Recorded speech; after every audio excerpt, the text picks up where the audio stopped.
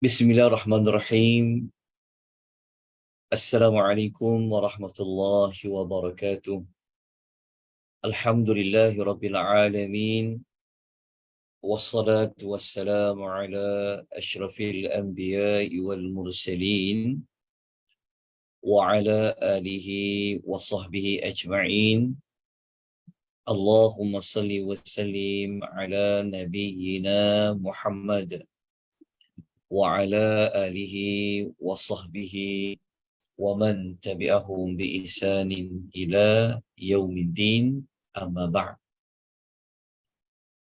Tuan-tuan dan puan-puan rahimani wa rahimakumullah, muslimin dan muslimat yang dirahmati dan dikasihi oleh Allah Subhanahu wa taala. Alhamdulillah, kita bersyukur kepada Allah Subhanahu wa taala pada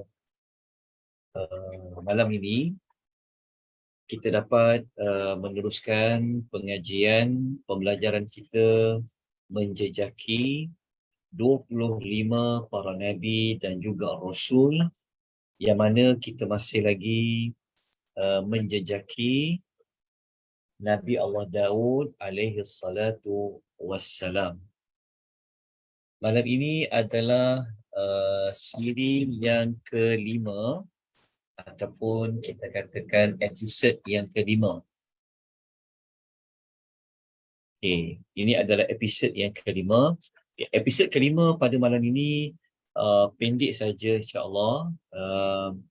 Kita akan memberikan tumpuan kepada saat-saat berakhirnya kehidupan Nabi Allah Daud alaihi salatu wassalam.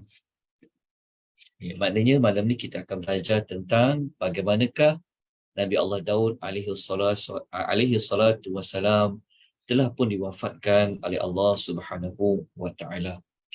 Sebelum saya terus kepada perincian tentang bagaimana Nabi Allah Daud ini diwafatkan oleh Allah, izinkan saya untuk menerangkan apakah perjalanan episod kisah Nabi Allah Daud ini, supaya rakan-rakan kita yang mungkin baru malam ini dapat ikuti, mungkin ada yang minggu yang lepas tidak dapat ikuti. Jadi saya terangkan serba sedikit perjalanan pengisian kita sepanjang kita lalui episod yang pertama sampailah kepada episod yang kelima. Okey. Kalau kita tengok dekat nota, mungkin kita boleh tengok ya, saya paparkan nota PowerPoint dan saya telah edar kot nota kan. Tuan-tuan dapat ke belum daripada siri 1 sampai siri 4? Ke boleh dapat lagi? Belum, Ustaz. 1 pun tak dapat lagi? Yang 3 kot dapat. Ustaz bagi. Baru Ustaz berbagi. 3, 1 dan 2 ada kan? Kejap tengok balik. Kejap Ustaz tengok balik. Ada tak 1, 2, 3, 4? Okey, sekejap. Saya rasa saya ada bagi kot. Nabi Allah tahu. Okey, tak apa. Kita tengok, kalau tuan-tuan nampak tak nota PowerPoint yang saya papar ni? Nampak tak? Nampak Ustaz. Okey. Jadi saya paparkan secara masuk slide dia banyak sikit supaya kita buat sedikit ulang kaji apa yang telah kita pelajari. Okey. Kalau episod yang pertama, ni tajuk-tajuk dia lah. Kita telah bincangkan nama Nabi Allah Daud berapa kali dalam Quran, 16 kali. Kemudian kita sebut bagaimanakah kronologi kemunculan kisah Nabi Allah Daud dalam Al-Quranul Karim. Kita nyatakan rujukan setiap daripada fakta itu. Okey. Kemudian kita juga telah sebutkan bahawa Nabi Allah Daud ni dia sangat istimewa kerana dia merupakan seorang manusia yang Allah lantik sebagai seorang khalifah yang khusus selain daripada Nabi Allah Adam alaihi salatu wassalam. Jadi penerangan lanjut kena lihat pada rakaman ada di YouTube ya. Akademi Tadabbur Malaysia, kita ada satu channel YouTube So tuan-tuan boleh ikuti, boleh subscribe, tuan-tuan boleh jadi follower. Begitu juga dalam FB page Malaysian Tadabbur Academy. Jangan tengok yang page Malaysian Tadabbur Academy Malaysia, Academy Tadabbur Malaysia, sebab page tu kita dah tak guna, kita guna yang baru, Malaysian Tadabbur Academy. Okey. Dalam episod yang pertama, kita telah sebutkan bahawa Allah Ta'ala ni telah mengurniakan pelbagai sumber kepada Nabi Allah Daud untuk merealisasikan kekhalifahan beliau. Okey, kita episod pertama. Okey, manakala pada episod yang kedua, okey, kita telah sama-sama mempelajari tentang bagaimana Nabi Allah Daud ni Allah memberikan kurniaan dia boleh membuat baju besi. Okey, bahkan baju besi itu memang nampak ia seperti baju, sampaikan dia boleh mengayam baju itu seperti gambar yang kita lihatlah. Okey. Kemudian Nabi Allah Daud, kita telah ketahui beliau seorang manusia yang rajin salat. Solat yang paling terbaik solat Nabi Allah Daud. Puasa yang paling terbaik adalah puasa Nabi Allah Daud alaihi salatu wassalam. Okey. Kemudian pada episod yang ketiga, kita sambung lagi perbincangan apakah kurniaan lain yang Allah bagi kepada Nabi Allah Daud, iaitu beliau diberikan kepetahan, beliau diberikan seorang yang bijaksana, seorang yang cerdas, seorang yang tepat, seorang yang benar dalam menjatuhkan hukuman. Jadi kita telah datangkan dua kisah benar, ada dua kes yang dihadapkan kepada Nabi Allah Daud alaihi salatu wassalam. Okay, boleh lihat kes satu tentang dua malaikat yang datang menyerupai lelaki. Lepas tu kes yang kedua, kes dua orang lelaki ya, tentang isu kambing dan isu kebun yang terrosakkan oleh kambing. Okey. Kemudian pada episod yang keempat, keempat ni pada minggu lepas lah, Jumaat minggu lepas, kita telah bincangkan tentang, kita sambung lagi kisah bagaimana Nabi Allah Daud ini dia telah dihadapkan satu kes, tapi dalam hadis Nabi SAW, hadis riwayat Al-Bukhari dan Muslim, kisah dua orang perempuan yang berebut seorang anak yang hidup.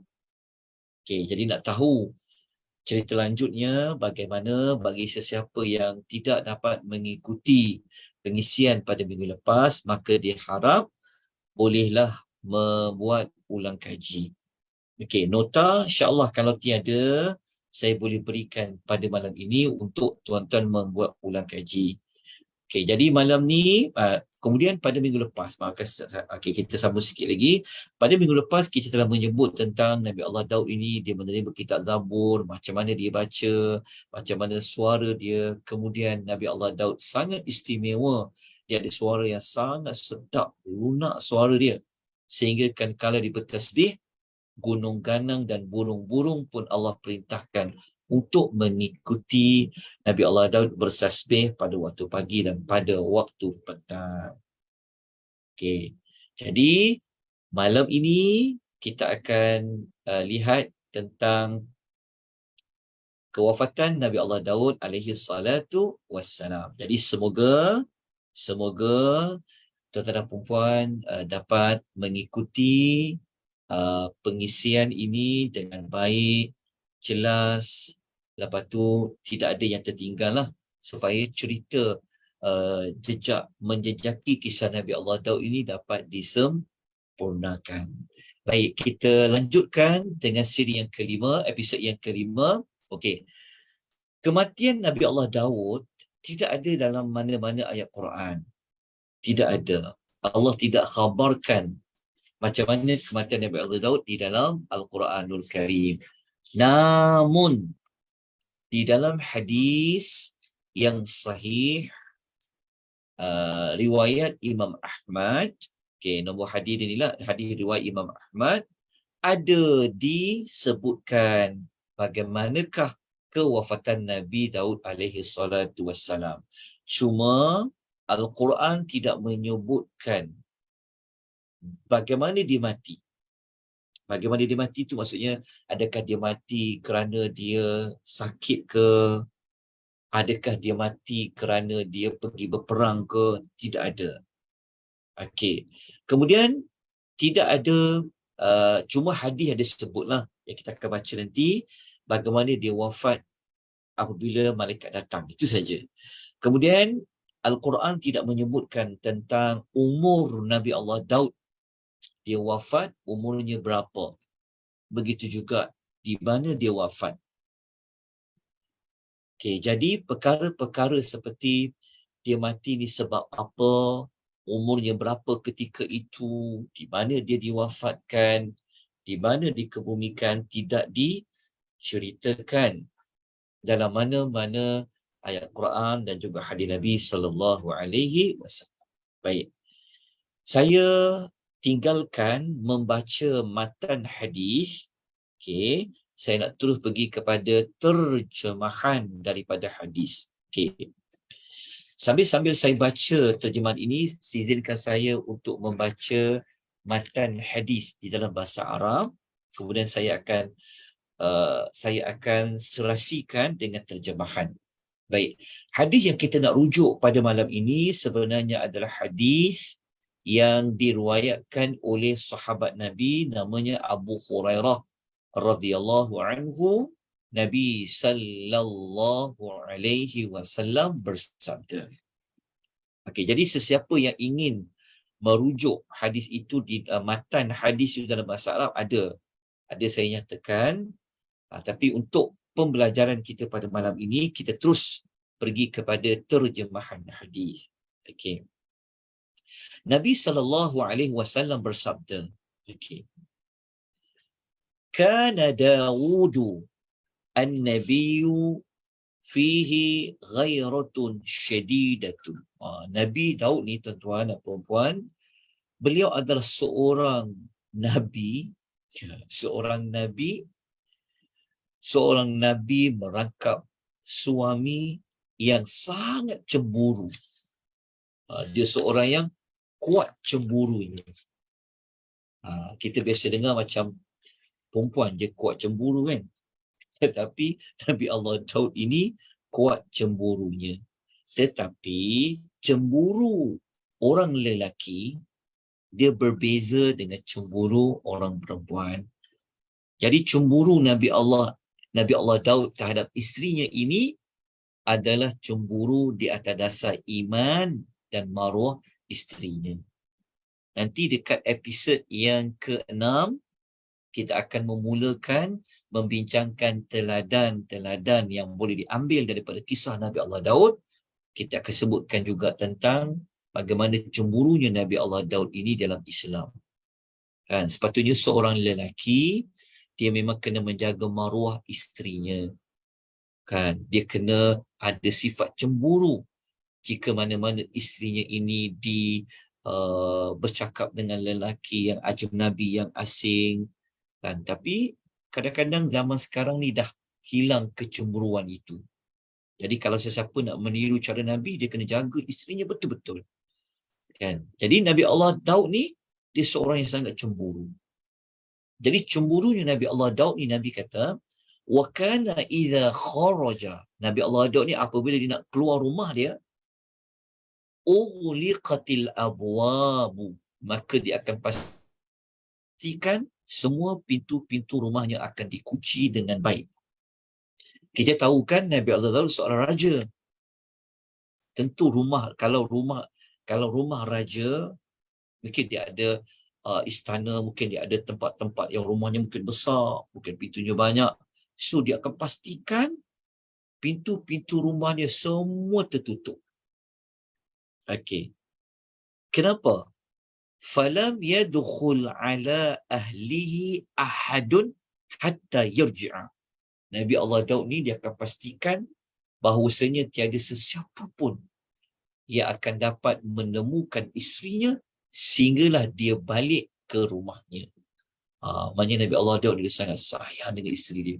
Dia akan pastikan siapa-siapa lelaki-lelaki yang ajnabi, yang asing, yang bukan mahram tidak akan dapat bercakap, menemui isterinya.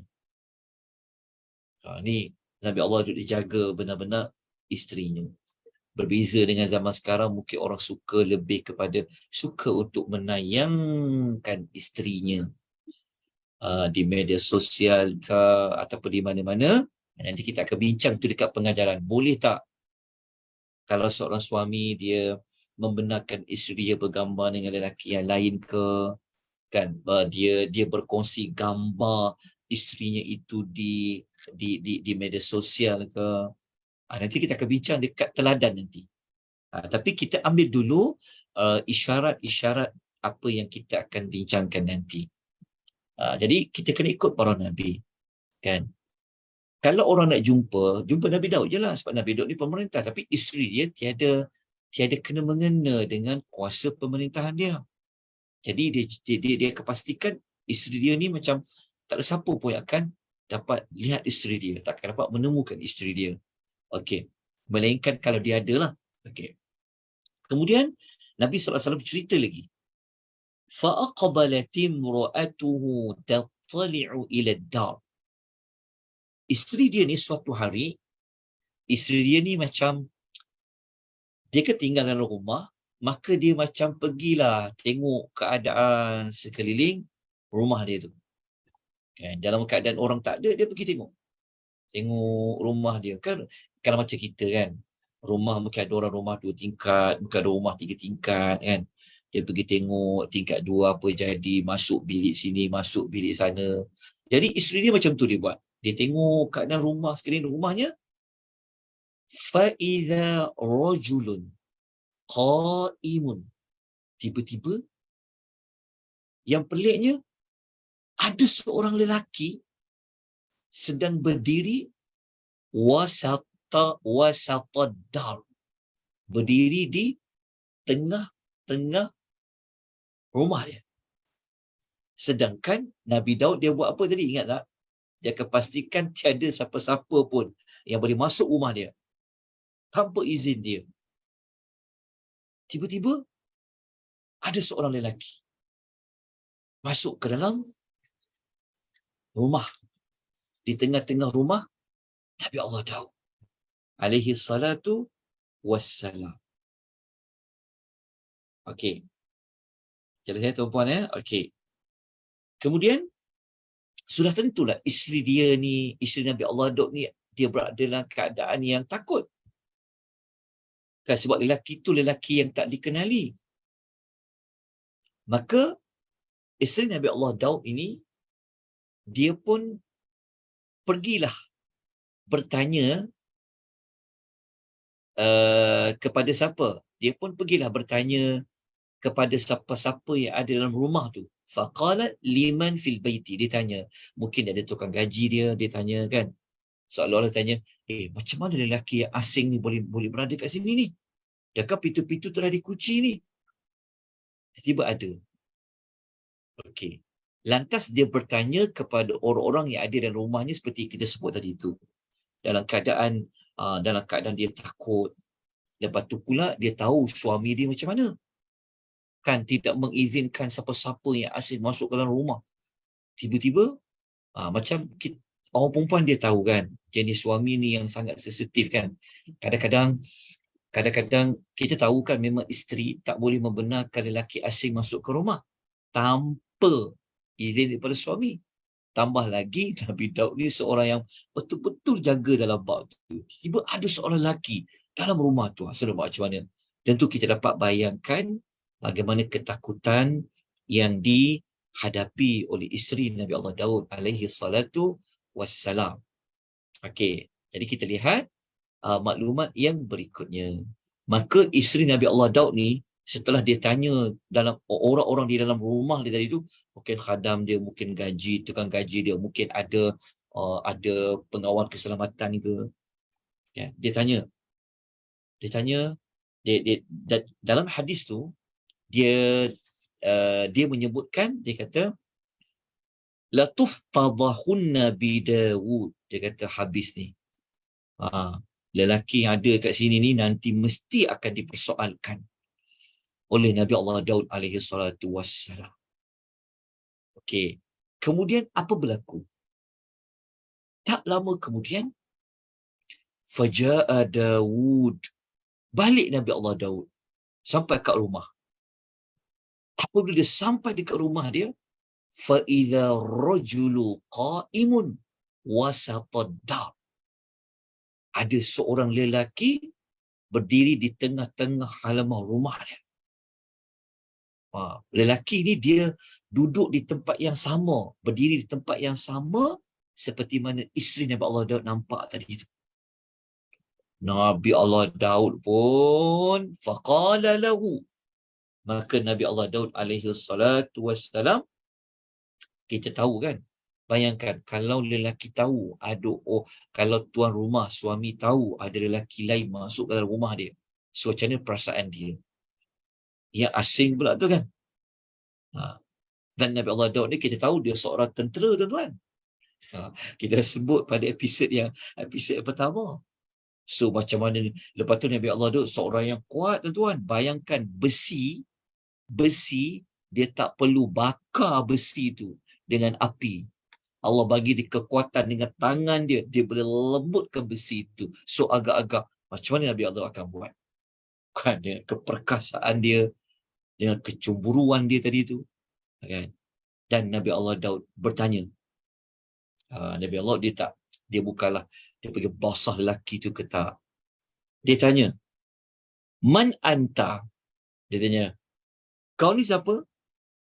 Dia tanya tu maksudnya dia tanya dalam keadaan dia tak bersetujulah kan. Kenapa lelaki ni boleh masuk ke dalam rumah dia ni? Dia tanya, siapakah kau?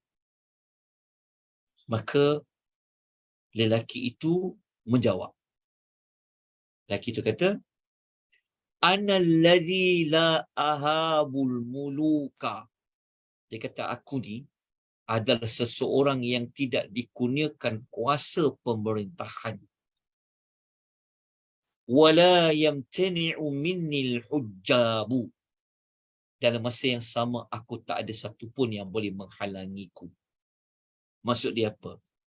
Lelaki tadi tu, dia jawab kepada Nabi Daud, dia kata, dia bukan seorang raja, dia bukan seorang anak raja, dia tak ada kuasa. Dia tak ada kuasa tu maknanya, kan kita tahu Nabi Allah Daud dia seorang raja. Betul tak? Tentu Nabi Daud dia ada pengawal-pengawal dia, mungkin Nabi Daud ada askar-askar dia, kan? Jadi lelaki ni sebenarnya dia nak cakap, dia tak takut pun untuk berhadapan dengan Nabi Daud pun. Dia kata, aku seolah macam, aku bukan macam kau ada kau seorang raja, aku tak dikurniakan kuasa pemerintahan pun. Tetapi dia cakap apa? Dia cakap, tak ada siapa boleh halang aku untuk masuk ke rumah ni. Tak ada siapa boleh menghalangi aku. Lelaki tu jawab soalannya, dia kata apa? Aku boleh masuk rumah ni tanpa ada halangan. Sebab kita tahu kan, kalau nak jumpa, mesti kalau rumah raja, kan ada pengawal dekat depan pagar ke. Nak kita sendiri, ada setengah tempat, kan nak masuk rumah orang kaya-kaya ni pun, nak kena daftar, kena bagi nombor IC, tunggu telefon tuan rumah pula. Saya selalu macam tu. Pergi je, maka pengawal, abang-abang Nepal ni tanya ke kan, abang Bangladesh dia jaga guard tu. Nak ke mana tuan? Nak apa? Jadi kita boleh bayangkan bagaimana sepatutnya lelaki ni kalau ikutkan dia tak boleh masuk. Kalau lelaki yang biasa, dia mesti tak lepas punya nak masuk. Tapi kenapa dia boleh ada kat situ? Okey, kemudian apa lagi dialog yang berikutnya di antara Nabi Daud dengan lelaki itu? Okay, kita tengok slide yang berikutnya. Okay. Kemudian Nabi Daud alaihi salatu wassalam, apabila lelaki itu sebut macam tu, Nabi Daud ni dia seperti dapat membaca siapa lelaki itu sebenarnya. Kenapa tuan-tuan dan puan? Siapa boleh link, siapa boleh buat hubung kait cerita ini dengan kes-kes sebelum ini?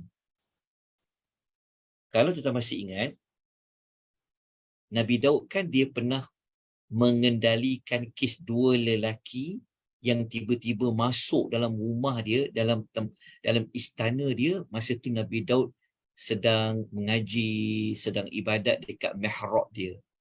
Kita ingat kan kisah dua lelaki yang panjat, yang masuk dalam rumah dia, kemudian tiba-tiba muncul kedua-dua lelaki depan mihrab Nabi Allah Daud. Jadi Nabi Allah Daud ni dia dah pernah bertemu dengan malaikat. Dan tapi kali ni pun dia, Nabi Daud, kita kena ingat ya, para malaikat mereka datang menyerupai manusia. Kalau malaikat datang bersayap, tentulah Nabi Daud boleh tahu lelaki itu malaikat. Jadi dia tak perlu dah tanya soalan, man anta, kamu ni siapa? Tapi sebab Nabi Daud dia tak tahu mula-mula, selepas dia dapat jawapan tu, dia seperti mengetahui lelaki yang masuk rumah dia itu. Nabi Daud kata apa? Anta wallahi idzan malakul maut. Dia kata, demi Allah, kalau macam ni, engkau ni sebenarnya adalah malaikat maut. Lepas tu Nabi Daud kata apa? Marhaban bi amrillah. Malaikat maut, Nabi Daud mengalu-alukan kedatangan malaikat maut tadi. Dia kata apa? Selamat datang pembawa perintah Allah. Pembawa perintah Allah ni maksudnya malaikat maut datang untuk mengambil nyawanya. Okey. Kemudian dalam hadis Nabi Allah Daud alaihi salatu wassalam, lelaki tadi tu dia berada pada tempat yang sama. Tidak lama kemudian tu, apa yang berlaku? Wafatlah Nabi Allah Daud alaihi salatu wassalam. Okey. Berapa lama antara tempoh malaikat tu datang, duduk, tunggu Nabi Allah Daud tadi di tengah-tengah rumah dia tadi tu dengan dia wafatkan? Wallahu ta'ala alam. Tapi dalam hadis memang menyebutkan dia menunggu di situ.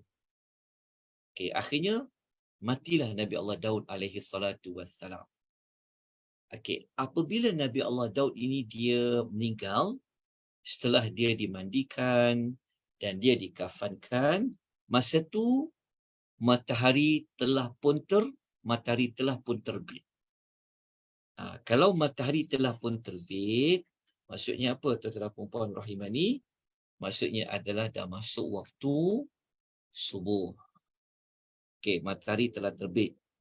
Maksudnya dah pagi dah. Maksudnya dah lepas subuh, matahari terbit. Apa yang berlaku? Okey. Nabi Sulaiman, kalau kita baca dalam hadis tu, qala Sulaimanu lit-tayri. Masa tu Nabi Sulaiman ada. Kita dah sebut sebelum ini bagaimana penglibatan Nabi Sulaiman dalam membuat perhakiman bagi kes yang dihadapi oleh bapanya Nabi Allah Daud. Jadi kena rujuk balik. Okey, episod yang keempat dan episod yang ketiga untuk mengetahui apakah sumbangan Nabi Sulaiman dalam menyelesaikan permasalahan yang telah diajukan kepada Nabi Allah Daud, dan pendapatnya itu lebih tepat berbanding pendapat bapanya. Okey, jadi Nabi Sulaiman ni kita pun sedia maklum, beliau mempunyai tentera-tentera di kalangan burung-burung. InsyaAllah habis saja kita menjejaki kisah Nabi Daud ni, kita akan mulakan menjejaki kisah Nabi Sulaiman pula. Tapi dalam ni kita kena ambil juga kisah Nabi Sulaiman sedikit, kerana ada maklumat yang kita perlukan untuk memahami cerita kewafatan Nabi Allah Daud. Maka setelah subuh, dah pagi, maka Nabi Sulaiman dia telah bercakap kepada burung-burung dia. Dia kata apa? Auzilli ala Dawud. Dia kata kepada burung dia, naungi jasad. Maksudnya burung ada sayap kan. Dia kata, tolong naungi jasad, sebab matahari kan tengah terbit. Kan mungkin masa tu panas, tengah panas kan. Hari panas, tengah naik waktu panas, maka Nabi Sulaiman minta burung-burung ni supaya sejukkan. Maksudnya buat teduhan kepada jasad Nabi Allah Daud. Nabi Sulaiman cakap tu, Azilli ala Dawud. kau kena buat dia seperti naungan menutupi jasad Nabi Allah Daud alaihi salatu wassalam. Ini Nabi Sulaiman dia nak memuliakan jenazah bapanya. Maka dia nak bapa dia itu tidak terkena dengan cahaya matahari yang panas. Sebab tu dia minta jasad bapa dia dinaungi oleh sayap-sayap burung. Tuan-tuan, burung ni tuan-tuan rahimani wa rahimakumullah, apa yang burung-burung ni buat? Kita tahu kan burung-burung kena buat apa punya perintah Nabi Sulaiman. Nabi SAW sebut dalam hadis, فَأَظَلَّتْ عَلَيْهِ الطَّيْرُ حَتَّى أَظْلَمَتْ عَلَيْهِ الْأَرْضُ. Burung-burung tu pun pergilah menaungi dengan sayap-sayap mereka sehingga menyebabkan bumi pada ketika itu menjadi gelap. Menjadi gelap tu maksudnya matahari ni, cahaya matahari kita bayangkan telah ditutupi dengan sayap burung. Jelas ya? Boleh faham kan? Sampai Nabi kata apa? Nabi sebut dalam hadis tu. Memang Nabi sebut sehingga bumi pada ketika itu menjadi gelap. Menjadi gelap tu maksudnya cahaya matahari yang terang itu telah menjadi seolah macam mendung lah. Sebab apa? Sebab burung-burung ini dia telah cover, dia telah halang cahaya matahari itu daripada mengena pada jasad Nabi Allah Daud alaihi salatu wassalam. Kemudian Nabi Allah Sulaiman ni dia sangat memuliakan bapanya. Akhirnya dia cakap apa? Sekejap tuan-tuan ya. Allahumma salli, kenapa slide saya tak jalan pula. Okey. Kemudian Nabi Sulaiman ni, sekejap tuan ya, saya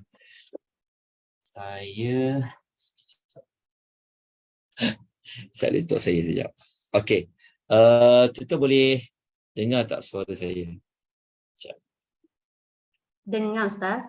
Okey. Ni apa ni? Slide nampak tak sekarang ni slide yang saya paparkan ni? Nampak Ustaz. Nampak yang tertulis apa tu kat situ? Tulis apa kat situ? Kemudian Nabi Sulaiman alaihissalam kembali berkata, tahanlah sayap demi sayap. Okey, betul. Okey.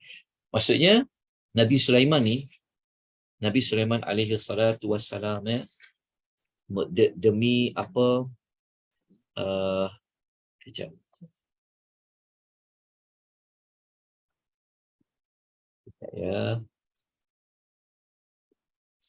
Saya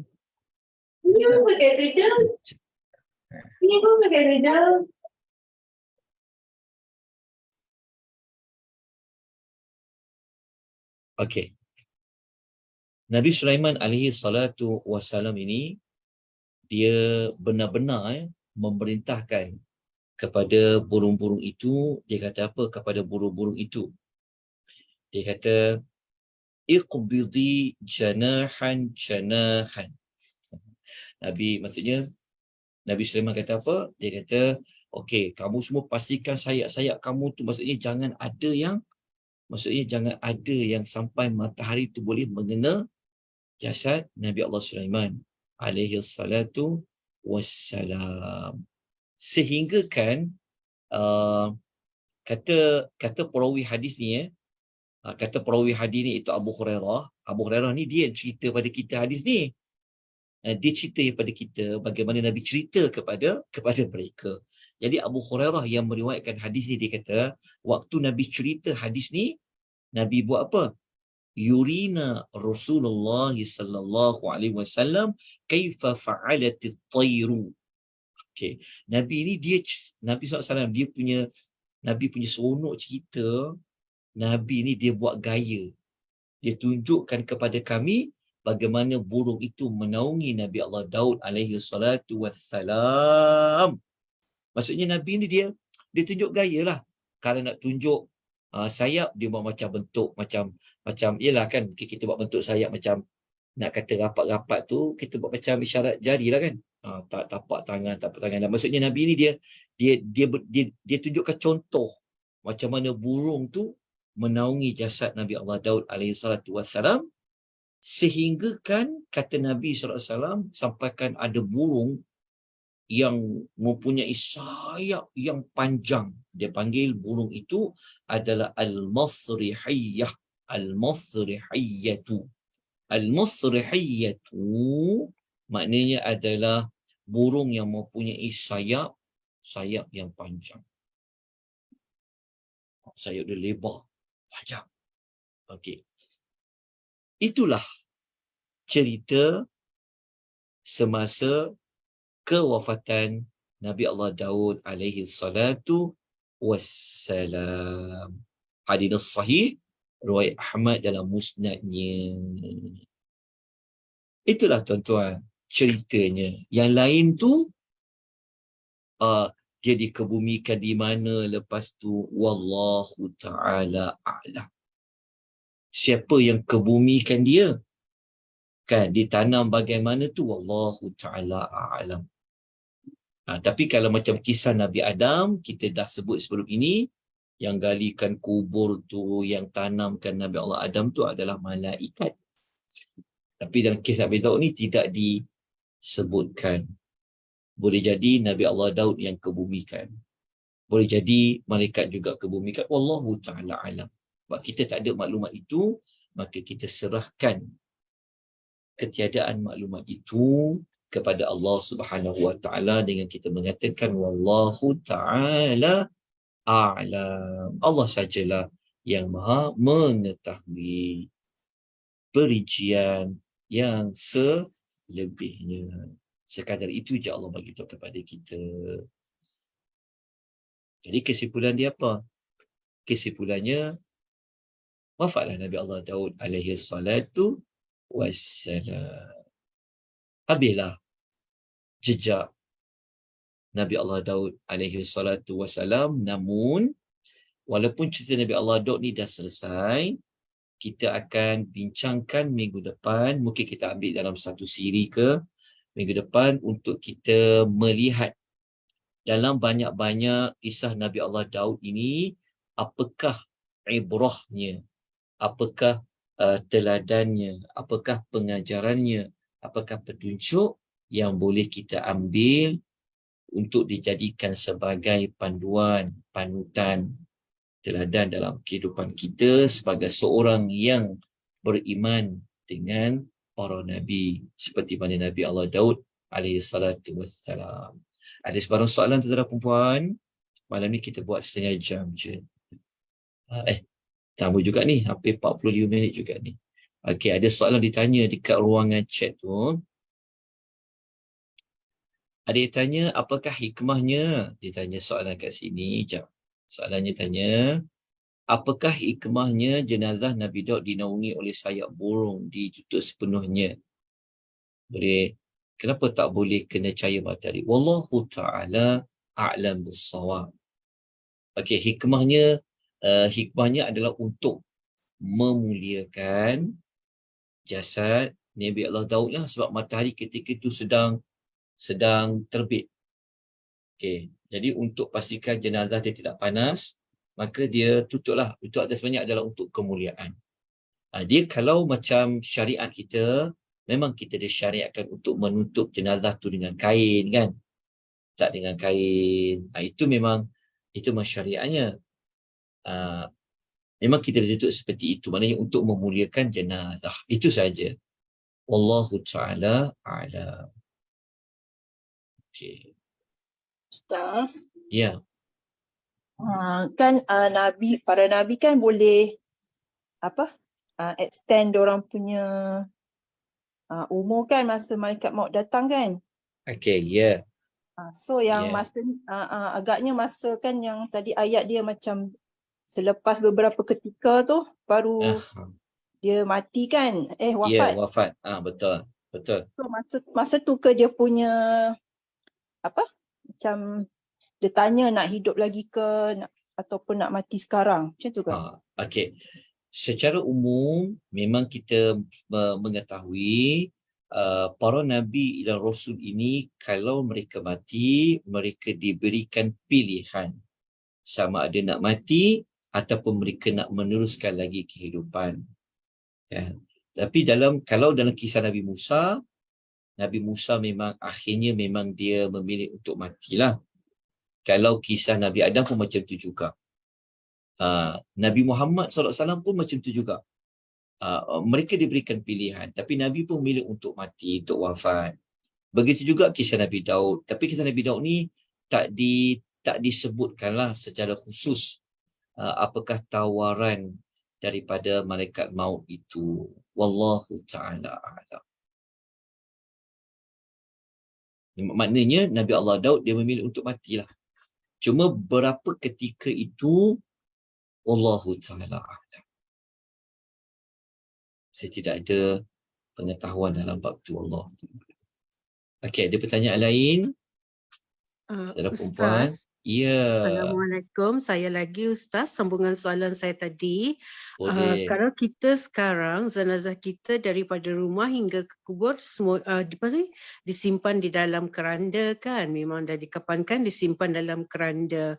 Adakah patut kita macam apa tadi ni, jenazah Nabi Daud, kita kena payungi lagi? Payungi keranda tu bila kita on the way daripada rumah ke kubur agar tak kena cahaya bagi simbolik bagi kita memuliakan jenazah tu.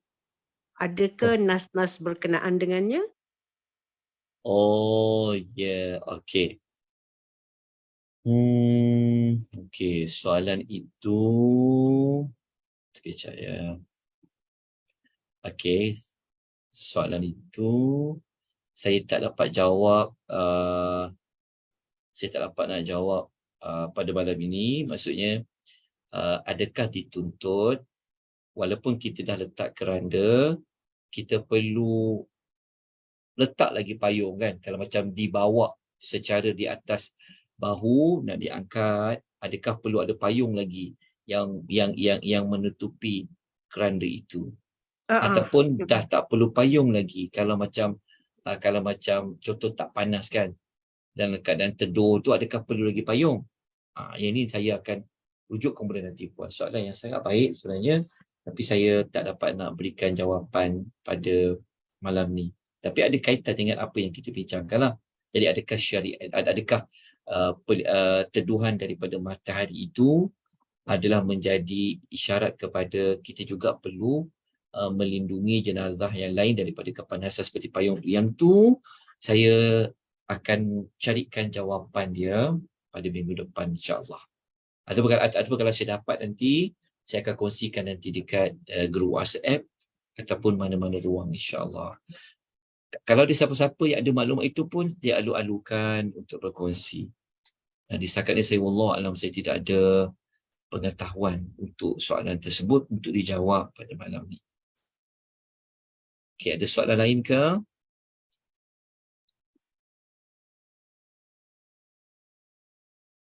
Dekat FB dah tak ada Ustaz. Dekat FB sudah tiada ya. Okey. Kalau macam tu, kita ni lah. Kalau tiada, kita tangguhkan riset kita. InsyaAllah minggu depan kita akan bincangkan dari sudut teladan. Ya. Itu sangat penting. Sebenarnya bukan sekadar kita nak bercerita, bukan sekadar dapatkan fakta, tetapi kita nak ambil teladan. Itulah sebenarnya di antara tujuan utama mengapa kita mengadakan pengajian, pembelajaran seperti ini. Okey, sebelum tu nota ada tak saya bagi yang lepas-lepas penyekap? Ada. Nabi Adam tak ada langsung, Nabi Daud tak ada langsung Ustaz. Yang Ustaz bagi tu cuma Nabi Adam je. Oh, Nabi Daud tiada. Tiada langsung. Oh, yang Ustaz baru bagi ni kitab Taurat. Oh ya, kita tahu. Okey, nanti saya berikan kepada tentera perempuan. Mungkin tunggu yang teladan tu kot saya bagi sekali Nanti saya bagi sekali pada tuan-puan. Baik. Saya Ustaz, ya. Silakan. Dalam Telegram punya ni ada nota Nabi Daud, saya dah download, saya dah print. Ya ke? Ada, tapi tapi sampai ke episod yang anda jejak Rasul, saya rasa jejak Rasul. Nabi Adam kot yang tu. Dah. Ada saya jumpa apa tu nota Nabi Daud dalam tu. Telegram Telegram. Oh, mungkin betul. saya Takut kau Ustaz letak dalam tu ke? tak pasti. Nanti saya pergi tengok dulu. Okey. Ah, Mungkin ada bukan nanti saya bukan dalam link Google Drive kan puan? Link Google Drive lah yang saya dapat tu. Cik Oh. tak ada. Kejap Tak tengok apa. sekali. Nanti kita check balik. Kalau tak ada, nanti kita bagi insya-Allah. Ya, supaya mudahkan tuan-tuan dan puan mengikuti. Okey, ada apa-apa lagi yang perlu ditambah baik ke? Kalau tuan-tuan perlukan nota tu cepat, saya PDF-kan malam ni, saya boleh hantar dah. Ataupun tuan-tuan nak tunggu satu lagi, silakan datang ikut. Mana-mana pun boleh. Okey. Nota-nota yang saya bagi tuan-tuan boleh diedarkan ya. Tuan-tuan boleh cetak, tuan-tuan boleh kongsi. Tak ada halangan apa-apa. Sebab memang pengajian kita ni pun memang untuk orang ramai. Kita tak ada, kita bukan privacy, kita memang buka siapa-siapa nak ikut, selagi boleh ikut, ikuti. Jadi nota-nota tu pun dibenarkan untuk dibuat salinan, untuk dihebahkan. Jadi tak perlu minta izin lah ya. Jadi saya beritahu dah awal-awal pada saudara perempuan. Okey, kalau tiada, insya-Allah nanti kita sambung lagi pada minggu yang berikutnya. Aqulu qawli hadza wa astaghfirullahal azim wa billahi taufiq hidayah. Wassalamualaikum warahmatullahi wabarakatuh. Subhanakallahumma bihamdika asyhadu an la ilaha illa anta astaghfiruka